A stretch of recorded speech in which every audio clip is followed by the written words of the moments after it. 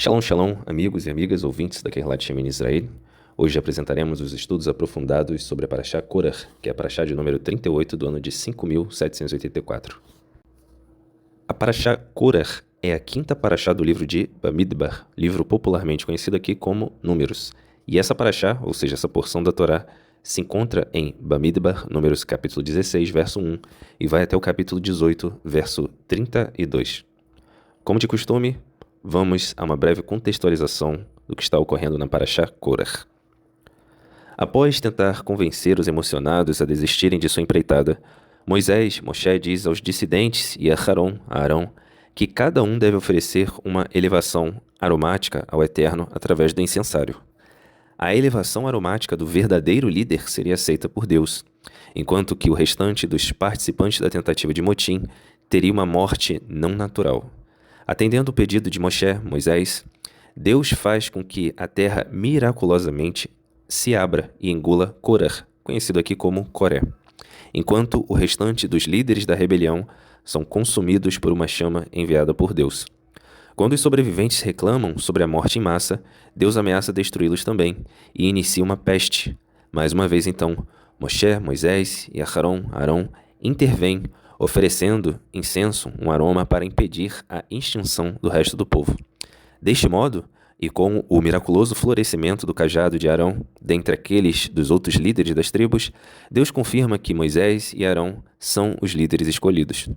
O papel de Arão como Kohen Hagadol, ou seja, sumo sacerdote, é confirmado e reiterado. E a Torá, a lei divina, descreve os dons a serem concedidos aos Kohanim, como benevolência pelo seu serviço no Mishkan, no tabernáculo, incluindo o direito de comer determinadas porções dos korbanot, que eram as postagens ao Eterno de origem animal, vulgarmente conhecido aqui como os sacrifícios. Os levitas devem também ser sustentados pela sua dedicação, recebendo maaser ou a 10ª parte de todas as colheitas produzidas pelo povo do Eterno na terra de Israel.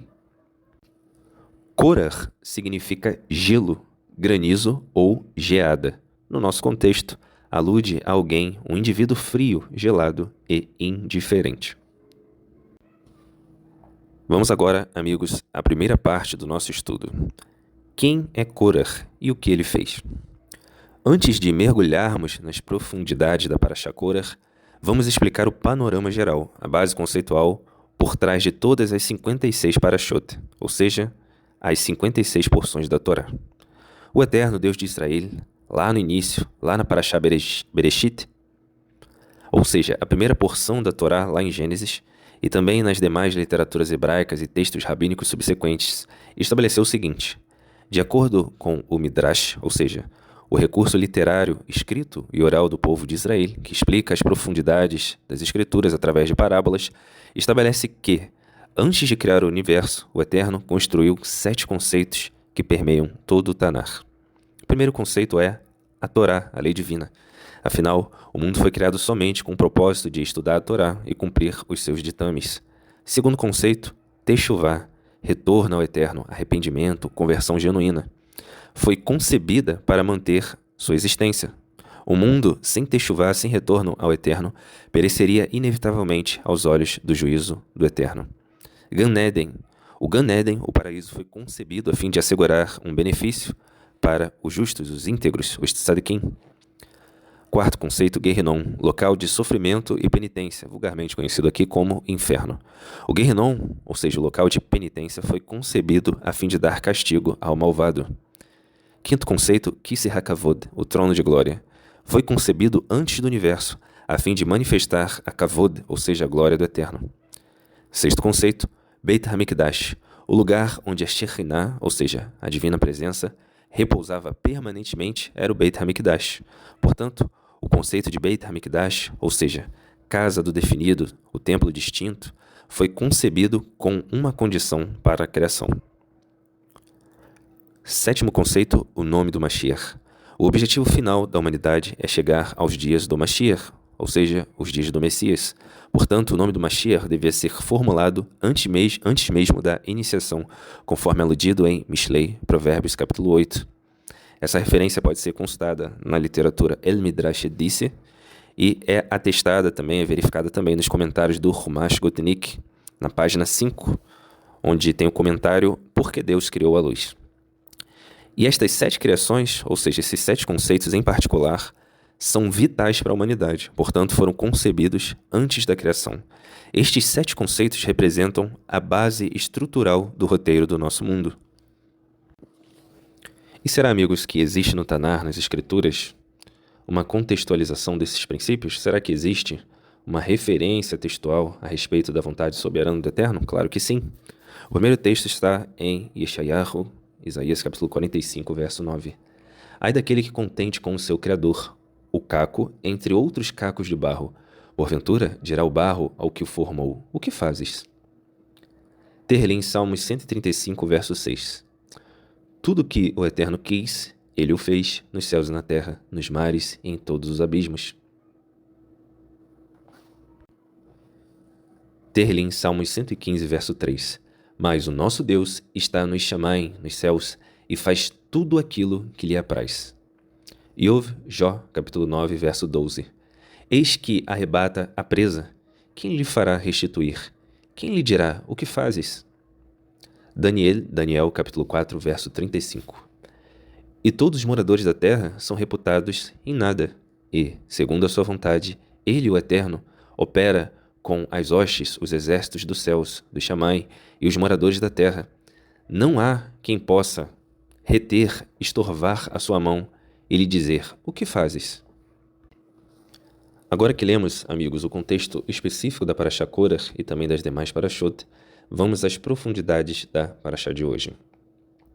Tendo em mente esses conceitos básicos, voltemos então à questão levantada nessa primeira parte do nosso estudo. Quem é Korah? O que ele fez? Korah é um indivíduo que pertencia à mesma tribo, à mesmíssima tribo de Moisés e Arão. Vamos agora ler o comentário do Chumash da editora Sefer, a Torá de Moshe, para entender melhor o alcance, as motivações das ações de Korah, conhecido aqui como Coré. Esse comentário está na página 436. Vamos agora ao comentário do primeiro versículo de Números, Bamidbar, capítulo 16, verso 1. E desligaram-se da congregação. Esta porção semanal registra a primeira revolta, tentativa de revolta contra a autoridade de Moshe e Aharon. Os interesses pessoais de Korah motivaram sua rebeldia. O descontentamento deste, nos diz o Midrash, surgiu porque Elitzafan, o seu primo irmão, obteve um cargo ao qual Korah se achava no direito de ocupar. Porém, Elitzafan tinha mais condições de exercer as funções que lhe eram confiadas. Quanto a Datã e Abiram, ou seja, Datã e Abirão, a tradição nos ensina serem aqueles 2 hebreus que brigaram no Mitzrayim, no Egito, e disseram então a Moisés, quem te pôs por homem, príncipe e juiz sobre nós? Esse relato está em Êxodo, Shemot, capítulo 2, verso 13. Eles eram também os mesmos homens que infringiram a prescrição de Deus relativa ao maná, descrito em Êxodo, Shemot, capítulo 16, verso 20. Coré, então, conhecendo as más disposições, as más inclinações destes 2 personagens, apoiou-se sobre essa classe de gente na sua tentativa de revolta injusta. Comentário sobre o capítulo 3. Por que vos elevais? Em todos os tempos e em todas as sociedades, existem e existirão sempre os indivíduos descontentes, elementos de tendências revoltosas contra a liderança da coletividade e as leis que regem a sociedade humana. Perante a opinião pública, e para melhor credibilidade dos seus objetivos, na maior parte dos casos eles disfarçam o seu desagrado e o seu protesto com motivação aparentemente altruísta e com argumentos de caráter ideal. Mas, no convívio íntimo com aqueles descontentes, no meio ambiente dos insatisfeitos dos quais pretendem reformar a legislação, ou seja, as leis existentes, e introduzir normas de ordem ética e moral e social, descobre-se facilmente que, como verdadeiros e autênticos motivos de sua rebelião, contra tudo que, para seu ideal, pareça injustiça. Só existem interesses egoístas, ambições pessoais e inveja, por não ocuparem as posições de destaque na sociedade. É isto, na verdade, que os aborrece e causa desgosto nos revoltosos. Outros indivíduos sem escrúpulos, agitadores, instigadores profissionais e demagogos, aproveitando-se do descontentamento das massas, colocam-se na chefia da anarquia, ou seja, do caos, que eles próprios promoveram. E assim surge uma rebelião, um levante das massas populares que, cegas, acreditam nas palavras daqueles indivíduos. E foi exatamente isso que aconteceu com Coré e sua trupe. A rebelião, a tentativa de rebelião não foi motivada por razões idealistas, altruístas, mas sim por pura inveja. Ele não se contentou com a sua posição privilegiada na hierarquia sacerdotal. Invejou Moisés e Arão, que por incumbência divina estavam predestinados a liderar espiritualmente o povo de Israel. Esse comentário está na página 437.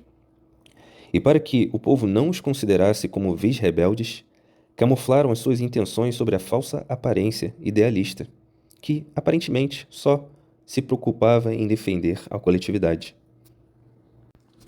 Disse Coré, arrogantemente: Bastai-vos? Por que vos elevais sobre a congregação do Eterno? Em outras palavras, desde que toda a congregação é distinta, consagrada, específica ao Eterno, em que consiste então a vossa superioridade? Atacava Coré a Moshe e a Arão. Todos nós testemunhamos a revelação divina no Monte Sinai. Todos nós ouvimos as 10 ordenanças da boca do Onipotente, do Eterno. Com que direito, então, vos elevais sobre o povo? Se um talit é todo azul, qual o motivo dele precisar de um cordão azul celeste? Se uma casa está cheia de livros distintos e sagrados, por que então é que ela precisa de uma mezuzá nos batentes da casa? E tendo o Eterno pronunciado o severo veredito de que o destino desta geração incrédula seria vagar 40 anos pelo deserto, e desconfiada da liderança espiritual de Moshe, da liderança transcendental de Moshe, o povo não quis acreditar que esta sentença drástica seria executada. Coré, este rebelde astuto, pertencente à mesma tribo de Moisés e Arão, por simples inveja, não quis conformar-se com o fato de que, por incumbência divina, ou seja, conforme sempre trazemos aqui na Parashot, o comissionamento vem do alto. Por simples inveja, não quis conformar-se com o fato de que, por incumbência divina, aqueles dois, ou seja, Moisés e Arão, tinham sido distinguidos com a liderança e o sacerdócio. Na sua ira, então, instigaram as massas populares contra a autoridade de Moshe, demonstrando aos seus partidários que a maior parte das leis e preceitos da Torá da lei divina não foram ensinados no Monte Sinai, mas inventados por Moshe, para dificultar a vida religiosa dos filhos de Israel, ou seja, o dia a dia, o cotidiano dos filhos de Israel, e para lhes impor sua autoridade. Essa era a ideia de Coré sobre Moisés e a outorga da Torá. Coré percebeu então imediatamente que esta sentença rigorosa poderia ser concretizada, e apressou-se em provocar o descontentamento e a desobediência em seus seguidores. Então, amigos, nessa parte final, o comentarista nos mostra que Coré, quando percebeu que o juízo se aproximava, e se aproximava rápido, ele tentou provocar a ira ainda mais daqueles que o ouviram anteriormente. O que nos leva à segunda parte do nosso estudo, cujo título é Quais as consequências das ações de Coré? Será que se levantar contra o Mashiach, ou seja, o ungido do Eterno, a pessoa apontada pelo Eterno, traz consequências? Lembrando que Moshe não era o Mashiach, ele era um Mashiach. Ele era um Mashiach daquele período. Ele foi levantado para liderar o povo de Israel naquele momento específico. Vamos novamente ler o comentário do Rumash, da editora Sefer, a Torá de Moshe, para entender melhor as consequências das ações de Coré, conhecido aqui como Coré. Esse comentário está na página 438 e é um comentário sobre Bamidbar, Números capítulo 16, verso 16. E disse Moisés a Coré: Em todo homem, o mundo interior se reflete nos seus atos exteriores, e os interesses pessoais dos homens afetam muitas vezes uma coletividade inteira. Uma questão privada de Haman contra Mordecai levou o primeiro, ou seja, Amã, a fazer decretar a aniquilação do povo israelita inteiro. Isso está no livro de Esther. De igual modo, também aqui vemos Coré, que por sua ambição de subir ao poder, inflama todo um povo contra Moshe, o chefe transcendental, o chefe espiritual modelo, que jamais tinha feito mal a alguém. Conforme registrado no capítulo 16, verso 15, nem um só asno deles, ou seja, do povo de Israel, tirei, e nem fiz mal a algum deles. Verso 32. Tragou-os, engoliu-os. No primeiro versículo desta paraxá, foi mencionado, ao lado de Corah, Datã e Abirã, ou seja, de Coré, Datã e Abirão, o nome de On, que não apareceu nessa tentativa de revolta final. Vide versículo 27. O Talmud Sanhedrin, capítulo de Helet, menciona, a este propósito, o versículo dos Provérbios, ou seja, Mishlei, capítulo 14, verso 1. A mulher sábia edifica sua casa, mas a insensata a derruba com as suas próprias mãos. A mulher sábia faz alusão à hábil esposa de On, que fez o seu marido ficar em casa e não sair naquele dia e se juntar aos revoltosos, o que o salvou da morte. E a mulher insensata é a esposa de Coré, que incitou seu marido à briga, e foi por isso que Coré resolveu destruir Moshe e sua obra. Coré tentou destruir Moshe e sua obra. Capítulo 33. Verso 33 do capítulo 17. E desapareceram do meio da congregação. O Midrash Bamidbar Rabbah 18 fala das consequências da Mahloket, que é discórdia. Vejam o caso de Coré, disse Rabi Berachia. Rabi Berachia. O tribunal celeste condena os pecadores da idade de 20 anos em diante, e o tribunal terrestre condena a partir dos 13 anos. Entretanto, Corah, foi castigado com todos os seus jovens, velhos, crianças de um dia e homens maiores, sem distinção de idade, segundo indica o versículo 33. Por essa razão, uma sociedade ou uma família que tem divergências em seu interior e contendas entre os seus membros está destinada a morrer. E com seu aniquilamento arrasta consigo pais e filhos, os que são responsáveis e os que não são. Deus odeia os perturbadores da Shalom, da paz, e condena severamente aqueles que a quebram, pois a harmonia foi a causa final da criação do mundo. Então repare, amigos, como comentarista, ele traz um conceito que sempre estamos trazendo no início das parashot, que é o porquê, quais são as bases estruturais da criação do mundo. E o sétimo conceito, para quem não lembra ou para quem se esqueceu, aliás, para quem não sabe ou para quem se esqueceu, é o nome do Mashiach. Toda a questão em torno de Mashiach aponta para redenção, para Geulah, para a era messiânica, ou seja, para um período de absoluta harmonia. Reparemos o seguinte também, amigos, que essa paraxá ela começa com o seguinte verso: e desligaram-se da congregação da Querelá, Coré, Datã e Abirão. E no verso 16, no capítulo 16, verso 33, está escrito o seguinte: e desapareceram do meio da congregação. Com isso, a Torá nos mostra algo muito profundo, que é como a essência de alguém está ali, já no começo da história, e não pode ser mudada. Atos podem camuflar um ou outro aspecto da essência do indivíduo, mas a árvore não muda de espécie ao longo dos anos. A verdade sobre as reais intenções de alguém sempre aparecem. Por isso está escrito em Mateus capítulo 7, verso 16. Assim toda árvore boa produz bons frutos, porém a árvore má produz frutos maus. Não pode a árvore boa produzir frutos maus, nem a árvore má produzir frutos bons. Toda árvore que não produz bom fruto é cortada e lançada ao fogo. Assim, pelos seus frutos os conhecereis. Repetindo também o verso de Mishlei de Provérbios que lemos, capítulo 14, verso 1. A mulher sábia edifica o seu lar, mas a tola, a insensata, o despedaça com as suas próprias mãos. E o investigador da Torá, de bendita memória, Rav Rashi, comenta que é ele que faz o comentário, que esta mulher aludida no capítulo 14, verso 1 de Provérbios, é a esposa de Coré. Irashi também nos traz ainda uma outra questão sobre as ações de Korah, comentando Bamidbar, Números capítulo 16, verso 4. Irashi diz o seguinte: E ouviu Moisés e caiu sobre o seu rosto, por causa da rebelião, pois esta já é sua quarta ofensa. Afinal, quando pecaram com o bezerro, Moisés implorou, conforme está registrado em Êxodo Shemot, capítulo 32, verso 11. Pelo episódio também dos reclamantes, Moisés orou, no capítulo 11, verso 2, com os espiões, ou seja, os Meragelim.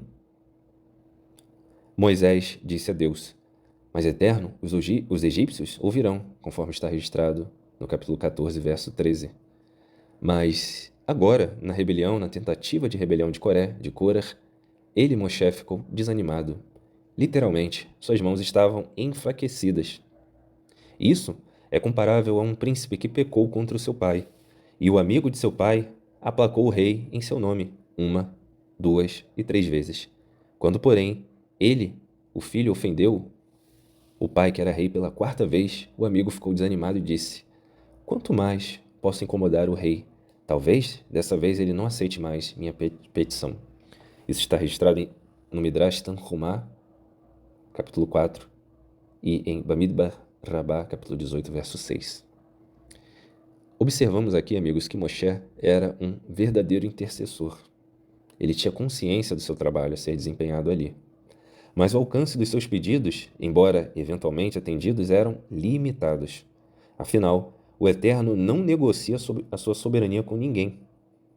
A questão aqui é a seguinte: quando o Eterno quer usar de misericórdia, ele não olha para o erro em si, mas para instrumentos de misericórdia que ele levantou no meio do povo, conforme é também o Mashiach Yeshua, que é um portão de Teshuvá, ou seja, uma porta de retorno ao Eterno. Ele é um instrumento de retorno ao Eterno. Mas um Mashiach não é Deus, e, portanto, possui limitações. Um Mashiach não trabalha sozinho. Um Mashiach está sempre cercado de trabalhadores que trabalham em prol do Malchut Hashamayim, ou seja, do Reino dos Céus. O que nos leva à terceira parte do nosso estudo, cujo título é: Qual é a nossa parte? Diz o Mashiach Yeshua em Mateus capítulo 7, verso 16. Aquele que não está comigo está contra mim, e aquele que comigo não ajunta, espalha. Também temos um texto, amigos, na edição David Stern, dos Ketvim Netzarim, ou seja, dos Escritos Nazarenos, vulgarmente conhecido aqui como Novo Testamento, na página 1510. Esse texto está em 1 Yohanan, 1 João, capítulo 2, verso 3. E ele explica a dinâmica da verdade, da atuação de um filho da luz. Ele explica a dinâmica da contribuição e utilidade de um filho da luz no projeto divino. Vamos agora ao texto. Assim diz o texto: a maneira de certificarmos-nos, ou seja, termos certeza de que o conhecemos, é a obediência a seus mandamentos. Qualquer um que diga, eu o conheço, mas não obedece aos mandamentos é mentiroso, e a verdade não está nele. Mas se alguém fizer o que ele diz, então o amor genuíno por Deus terá alcançado seu objetivo. Desta forma, sabemos que estamos unidos com Ele. A pessoa que afirma permanecer em união com Ele deve conduzir sua vida da mesma forma que Ele. Queridos amigos, não lhes escrevo um mandamento novo, ao contrário, trata-se de um mandamento antigo que vocês têm desde o princípio. O mandamento antigo é a mensagem que já ouviram. Contudo, o que lhes escrevo é um mandamento novo, e sua verdade é vista tanto nele quanto em vocês. Pois as trevas estão se dissipando e a luz verdadeira já brilha. Conforme trouxemos em outras parashot, o Olam Hazé é um estágio presente. Ele é um momento da criação. Existem mais de 150 versículos no Tanar, nas Escrituras, que falam a respeito da aniquilação dos maus, e eles não mais existirão, e não haverá mais memória deles. Continuando, pois as trevas estão se dissipando e a verdadeira luz já brilha. Quem afirma estar na luz, mas odeia o seu irmão, ainda jaz em trevas, ainda apodrece em trevas. A pessoa que mantém, porém, o seu amor pelo seu irmão permanece na luz, e não há nada nele que o faça tropeçar. Mas quem odeia o seu irmão está nas trevas. Sim, essa pessoa anda nas trevas e não sabe aonde vai, porque as trevas cegaram-lhe os seus olhos. Tem uma anedota, amigos, tem uma piada que diz o seguinte: Se não puder ajudar, atrapalha. Mas, como já trouxemos em outras parashot, o Filho da Luz ele não ajuda. O Filho da Luz faz a parte dele. Consideremos o seguinte: ajudar pode acontecer ou não acontecer. Se alguém não ajuda, ok, não era obrigação dela. Mas agora, se um Filho da Luz é responsável por algo e não o faz, ele se torna negligente e culpado de omissão. Por isso, Yaakov Tiago registra, no capítulo 4, versículo 17. Portanto, pensem nisto. Quem sabe que deve fazer o bem e não faz, comete hatat, ou seja, pecado contra a lei divina. Mishlei, Provérbios, capítulo 20, verso 13. Não ame o sono, senão você acabará ficando pobre. Fique desperto, acordado, e terá alimento de sobra. Alimento, amigos, na Torá, significa, além da provisão divina, significa ter conteúdo e conhecimento sobre a lei divina para sobreviver aos dias maus. Próximo texto, Irmiyahu, Jeremias capítulo 48, verso 10. Maldito aquele que fizer a obra do Senhor relaxadamente. Maldito aquele que retém a sua espada do sangue. Ou seja, maldito é que seja mal falado aquele que se omite em relação às suas responsabilidades. A nossa parte é consertar o mundo pouco a pouco, dia após dia, da maneira e do ritmo certo, ditados pela lei divina, ou seja, ditado pelos mandamentos, ditado pela Torá. O que nos leva, amigos, à quarta parte do nosso estudo, cujo título é Retificando, Consertando o Erro de Coré. Em Lucas capítulo 18, aliás, capítulo 12, verso 48, Mashiach Yeshua diz o seguinte: a quem muito foi dado, muito será exigido, e aquele a quem muito foi confiado, muito mais será exigido. Ou seja, o povo eleito do Eterno, conforme trouxemos também em outras parashot, os eleitos do Eterno, os filhos da luz, os Bnei Israel, os Bnei Or, receberam uma caixa de ferramentas capazes de mudar seus mundos internos e depois, na sequência, os mundos externos. Estas ferramentas que o Eterno nos deu são os mandamentos. Por isso, está registrado na Torá, ou seja, na lei divina, em Devarim, Deuteronômio capítulo 30, verso 16, o seguinte: pois hoje ordeno a vocês que amem ao Eterno seu Deus e andem nos seus caminhos e guardem os seus mandamentos, estatutos e ordenanças. E então, e assim, vocês terão vida e aumentarão em número. E o Eterno, o Senhor seu Deus, os abençoará na terra em que vão entrar para tomar posse. E será que para por aí, amigos? De maneira alguma. Olha o que diz o versículo 20. Amando ao Senhor teu Deus. Ou seja, não adianta se lançar aos mandamentos como quem tenta salvar a própria vida. A pessoa deve primeiro buscar conhecer o Eterno. Continuando, amando ao Eterno Senhor teu Deus, dando ouvidos à sua voz e achegando-te a Ele, pois Ele, o Eterno, é a tua vida e o prolongamento dos teus dias, para que fiques na terra que o Eterno jurou a teus pais, e a Abraão, a Isaque e a Jacó, que lhes havia de dar. Muitas pessoas têm contato com esses textos, onde nós lemos essas profundas promessas. Alguns dizem que são filhos do rei, filhos e filhas do rei, sem considerar o que isso realmente significa. Existe um termo que pode ser traduzido como a nobreza obriga. É uma ideia de origem francesa, que significa dizer que a nobreza de alguém se estende além do mero direito, exigindo que as pessoas que detêm tal status cumpram suas responsabilidades sociais.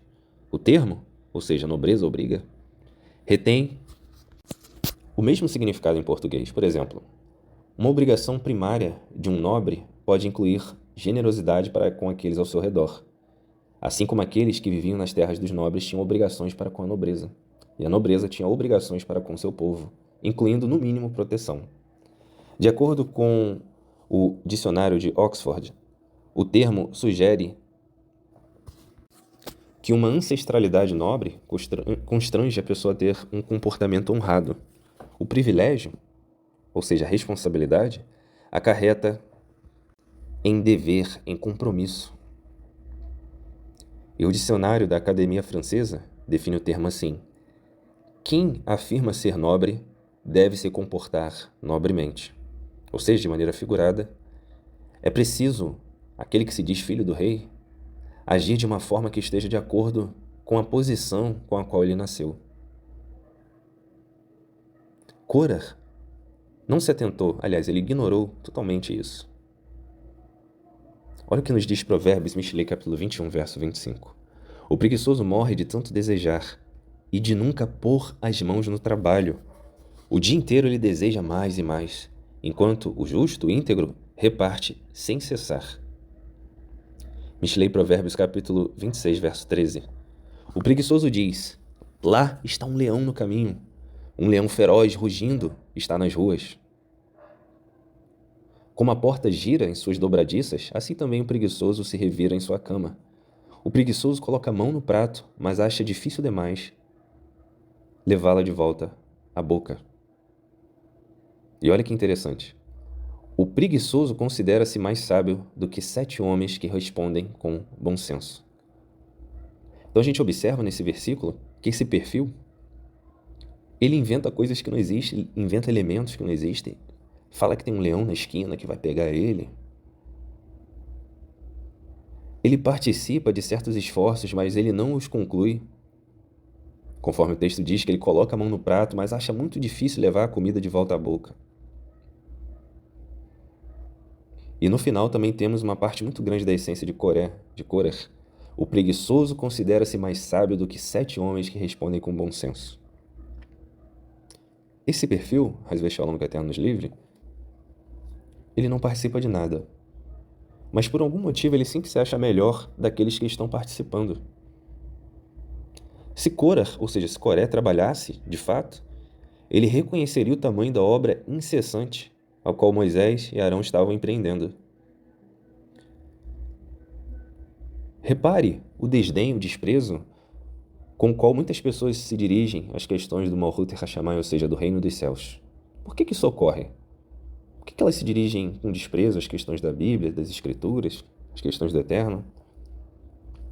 Porque essas pessoas não foram forjadas para compreender o esforço e o fruto por trás da Avodat Hashem, ou seja, do serviço ao Eterno. Isso acontece por causa do design desses tipos de seres humanos presentes no Olam Hazé, ou seja, os filhos das trevas, os Bnei Roshir.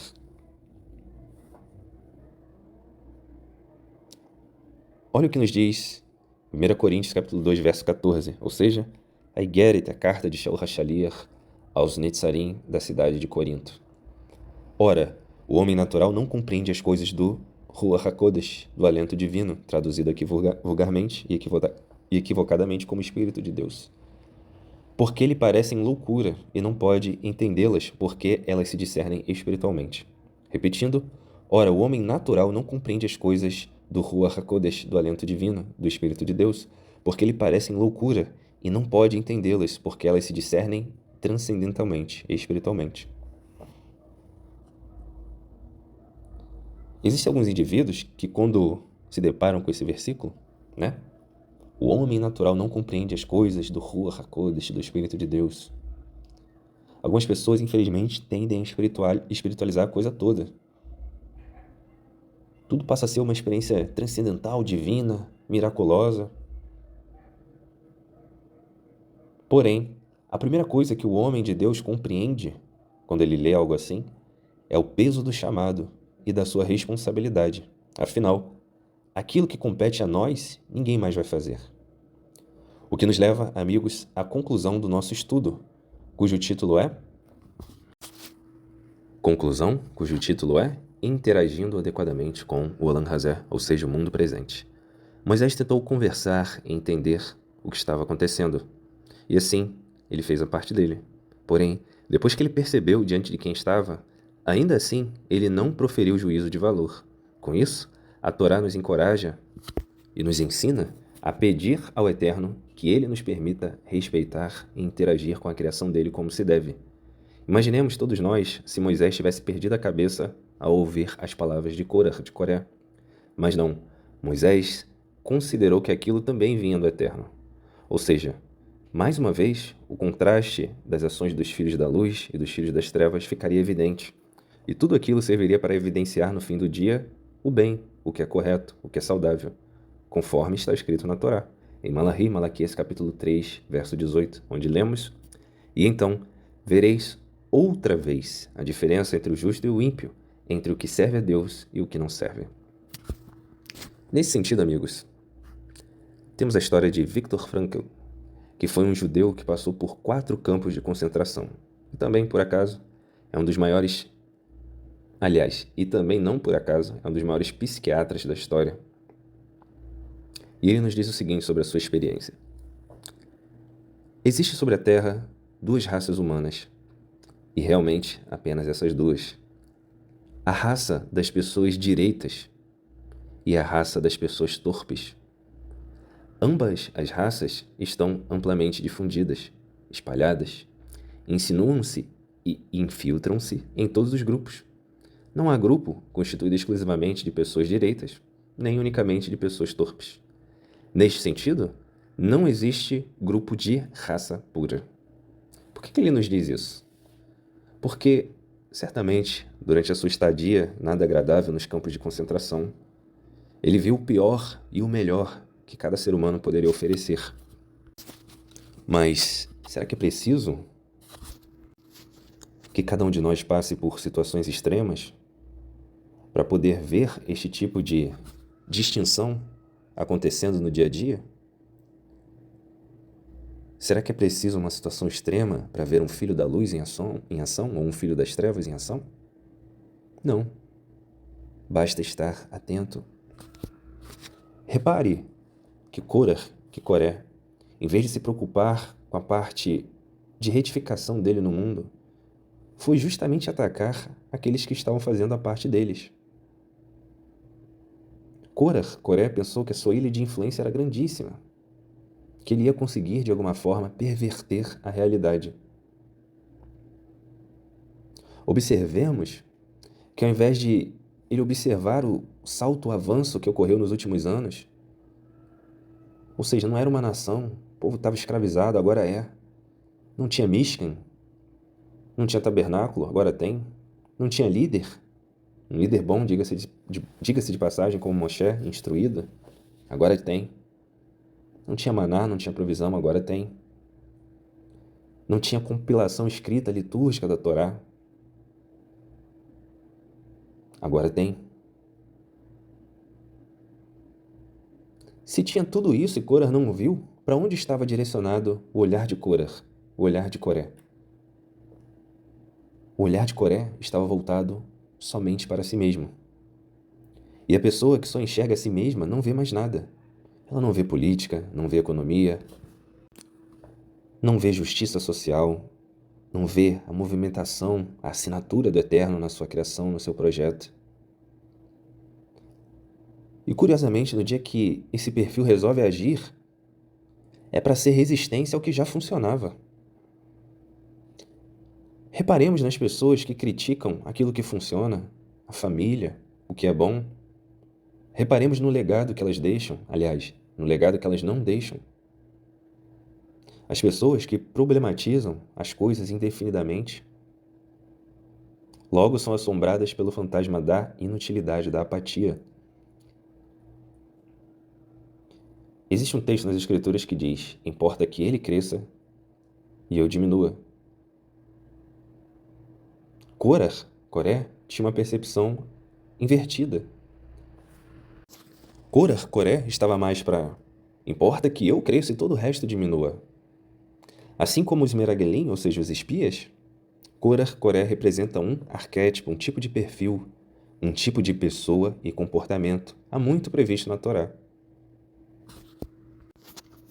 Onde Korah passa, ele deixa o seu selo Korah de falta de qualidade. Tem a forma certa, a forma errada de fazer as coisas, e a forma Coré de fazer as coisas, que também é errada, só que é 10 vezes mais potencializada. Existe no Tanar, existe nas Escrituras, a necessidade de se chegar a um consenso sobre alguma questão. Ou seja, existem discussões boas e discussões ruins. Vejamos o que está escrito em Provérbios, Mishlei, capítulo 22, verso 10. "Quando se manda embora o zombador, a briga acaba. cessam, acabam as contendas e os insultos. Provérbios, Mishlei, capítulo 26, verso 20. Sem a lenha, a fogueira se apaga, e sem o caluniador morre a contenda. Provérbios, Mishlei, capítulo 18, verso 6.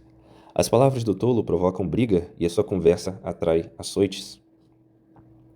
Mishlei, Provérbios, capítulo 9, verso 7. Quem corrige o zombador traz sobre si o insulto. Observemos o seguinte: quem corrige o zombador e não aquele que zomba. Quem corrige o zombador traz sobre si o insulto. E quem repreende o ímpio, aquele que despreza a Torá, mancha o próprio nome. Não repreenda, portanto, o zombador. Caso contrário, ele o odiará. Repreenda o sábio e ele o amará. Então nós observamos que existe uma métrica de se chegar a um consenso segundo a Torá.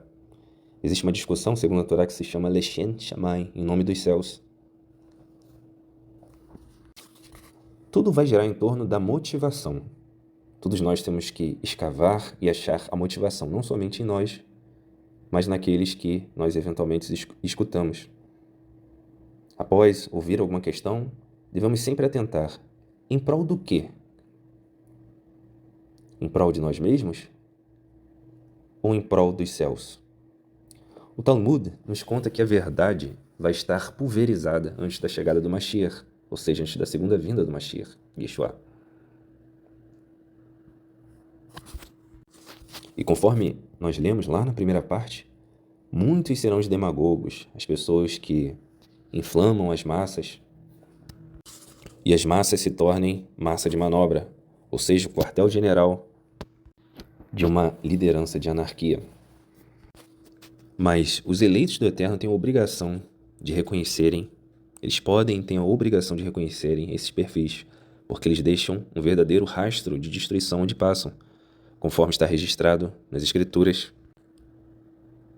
em Kohelet, Eclesiastes, capítulo 9, verso 18, onde lemos: melhor é a sabedoria do que as armas de guerra, mas um só pecador, um só cometedor de hatat contra a lei divina, ou seja, um só transgressor da lei divina, destrói muitos bens.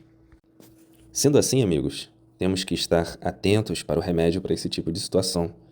A gente encontra esse remédio em Maaser HaTalmidim, ou seja, Atos dos Emissários, capítulo 2, verso 44, onde lemos: e todos os que criam estavam juntos, e tinham tudo em comum, e vendiam suas propriedades e bens, e repartiam com todos, segundo cada um havia de necessidade. E perseverando, unânimes, todos os dias no Beit HaMikdash, ou seja, no templo, eles não omitiam a sua responsabilidade diante da Torá, diante do Eterno. E partindo o pão, em casa, comiam juntos com alegria e singeleza de coração. Korah tinha aparência daquele tipo de pessoa que acrescenta, que quer democratizar as coisas. Ele tinha aparência de justiça. E de repente, quando ele abria a boca, o que estava no coração dele começava a sair. Não pode concentrar a liderança, não pode concentrar a unção do Eterno, não pode concentrar o serviço. E a verdade do que está dentro começou a sair. E qual é a verdade sobre estes perfis? Eles sempre tentam se colocar no lugar do Mashiach, do ungido do período, ou do próprio Mashiach, ou Mashiach no artigo definido, ou eles tentam se colocar no lugar de Deus. Esse tipo de arquétipo de Korah nunca funciona no aspecto individual. Nunca se posicionam como contribuidores, mas eles se colocam como solucionadores do aspecto coletivo. Eles não dizem com palavras, mas com ações, coisas do tipo: se fosse eu no lugar desse Mashiach, se fosse eu no lugar de Deus, a coisa não seria assim. Obviamente, todos nós temos uma certa inquietação em relação ao mundo presente, ao Olam Hazé, ao estado atual das coisas, que é incompleto. Ainda não está planificado. Os sábios nos contam que quando morremos, nos é perguntado: você ansiava, você esperava pela redenção, pela Geulah? Mas essa ânsia não pode dar lugar à precipitação, ao ódio, à inveja. Temos que atuar da maneira que a Torá ordena. O nome de Korah, de Coré, está nessa paraxá, na 38ª paraxá do ano, para nos lembrar que o comportamento de Korah, de Coré, pode ser projetado em qualquer setor da nossa vida. Devemos pedir diariamente ao Eterno que Ele nos livre dos ímpetos, das motivações, das inclinações que alimentavam as ações e os pensamentos de Korah, que eram inveja, descontentamento, ânsia, pressa por confusão, rebeldia, desprezo às autoridades, descolamento da realidade, preguiça, um ego gigantesco, infladíssimo e principalmente falta de temor ao Eterno, falta de temor aos céus. Todos nós devemos considerar o seguinte: ninguém muda. Os atos, é verdade, por sua vez mudam, mas a essência da pessoa não, nem sua Shelihut, ou seja, sua missão. Nada disso pode ser evitado ou camuflado, porque isso vem do Eterno, vem de cima.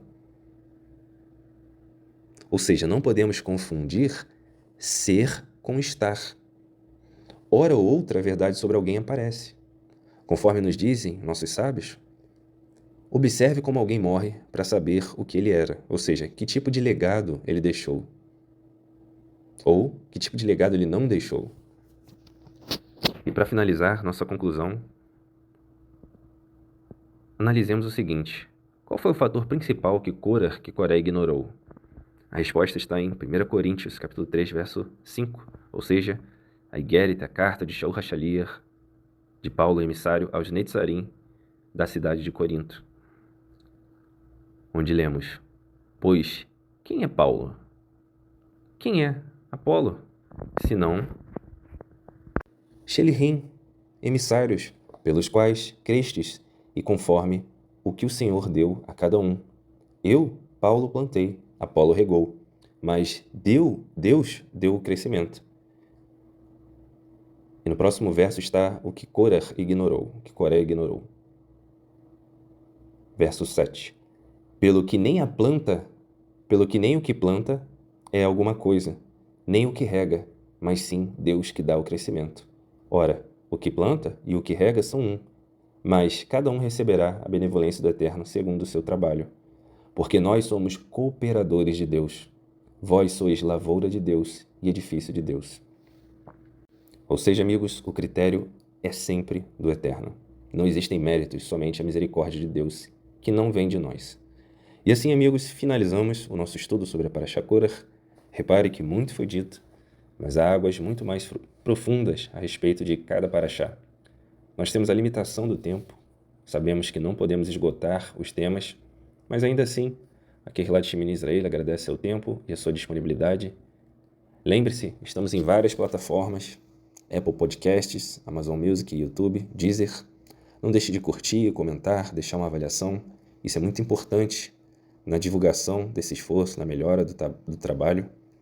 Vamos colocar nos comentários, aliás, na descrição desse podcast, o link para você se aprofundar nos temas fundamentais da Ribonut Shel Elohim, ou seja, a soberania divina, para que você entenda e aplique no seu dia a dia o real alcance da soberania divina e entenda também a disciplina dos Kelim Kalon e dos Kelim Kavod, ou seja, dos vasos de honra e vasos de desonra. Nesse link você vai encontrar diversos áudios que disponibilizamos e falamos por um tempo maior, com mais detalhes sobre esses temas. Repare também que se um conteúdo chega com 2 ou 3 horas de conteúdo para você, de extensão para você, ele tem aí no mínimo o dobro ou o triplo de horas investidas em pesquisas e edição, e depois ainda tem a postagem nas plataformas. E a Keilat Shemini Israel faz isso porque temos certeza que será um conteúdo de grande valor na sua vida, na vida dos seus familiares. Shalom, shalom, amigos. Lehitraot.